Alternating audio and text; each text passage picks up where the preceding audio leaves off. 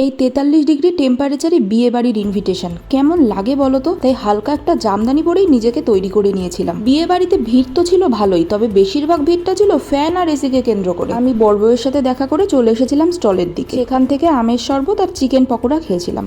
ফুচকাও ছিল, তবে ওটাকে স্কিপ করেছি। এরপর খানিকক্ষণ বসে বসে কুলারের ঠান্ডা হাওয়া খেয়ে চলে গিয়েছিলাম মেন খাবারের জায়গায়। আজকের মেনুর প্রথমেই ছিল paneer pasanda with sauce and salad. খেতে ভালোই হয়েছিল, তবে সাংঘাতিক গরম ছিল। এরপর ছিল মাছের মাথা দিয়ে মুগের ডাল আর ঝুরি আলু ভাজা। এইভাবে লেবু দিয়ে ডাল আর ভাত মেখে ঝুরি আলু ভাজা দিয়ে খেতে কিন্তু বেশ ভালো লাগে। তারপরে ছিল সর্ষে কাতলা, ভালোই ছিল খেতে, তবে গরমে আর একটার বেশি খেতে পারিনি। তারপর ছিল রেশমি কাবাব আর চিকেন কষা।